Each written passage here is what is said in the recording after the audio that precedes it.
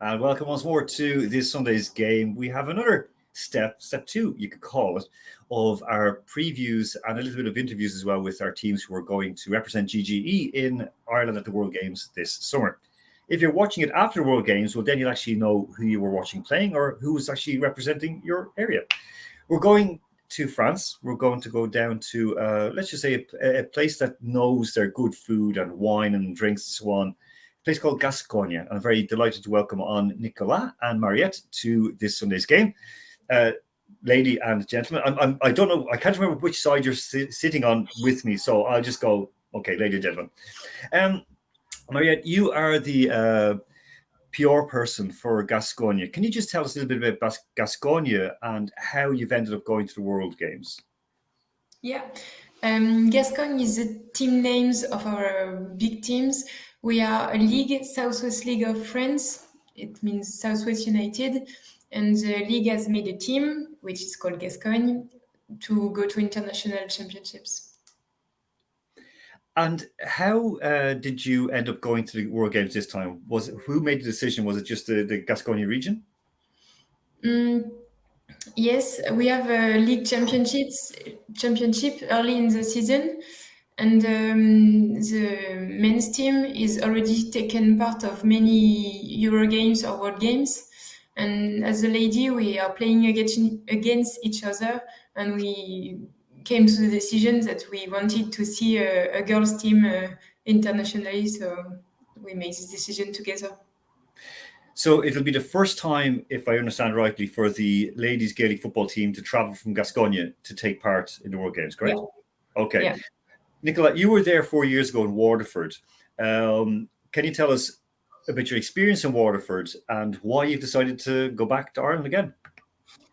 The first World Game of the Gascoigne was a very enriching and very nice experience. And I would like to share with the new member of the Gascoigne team, like all of the excitation, and it was like very, very interesting to play with people from all around the world.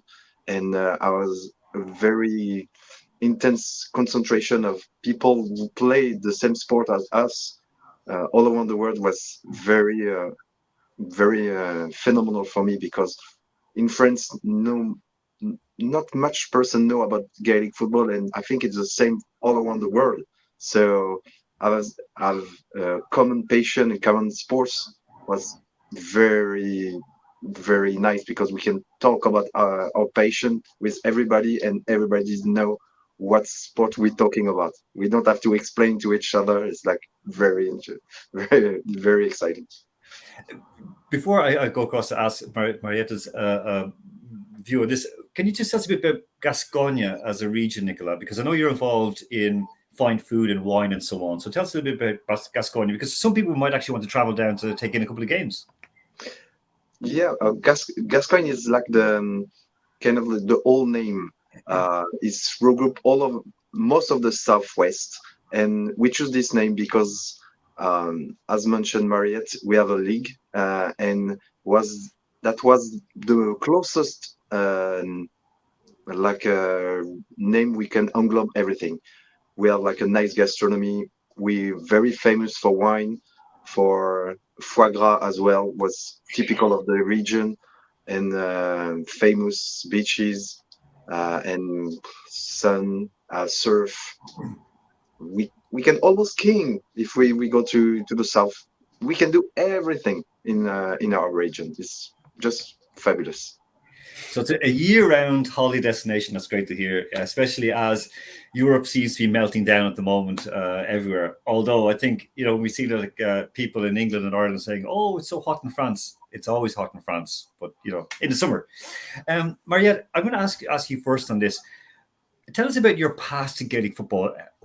Why did you take up Gaelic football, and how did you first know about it? Well, actually, they were on my way. I went in sort of an event which every club are presenting their sports, and I was to my way to the train station. I was looking for the gymnastics team in my new city, Niort, and they just were on my way to the gymnastics team, and I find them nice and just let's try it. I am old enough to not do gymnastics anymore, so I tried, and then COVID hit, and it was such a warm and nice family sensation with all the teams that I just fell in love with the sport and with the people there. And it's like 4 years ago now, and I'm still loving it every day. How important is Gaelic football in your life? Oh God. Very important, because like my whole life turns around Gaelic football. My soon-to-be husband is from our team. My friends are from our teams. My friends everywhere in France are, maybe not all, but many are doing Gaelic football. And yeah, it was a new region. I moved in for my work, and I just find everything I didn't even know I was searching in my team. So basically, Gaelic football found you. Yeah. There you go. Nicolas, same question to you. How did you end up playing Gaelic football? Because in France, I mean, you've got like your world champion football teams. Okay, they didn't win last year in Qatar, but that was a fix because they wanted Messi to win. We all know that. But you won, of course, in 2018 after winning 20 years before, in 1998.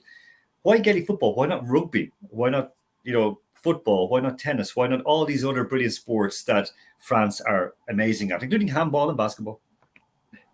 Yeah, but like every good story, it starts in the pub. So I was with friends and in an Irish pub in Bordeaux, and one of the guys say, "Hey, you know what? We just start a new team.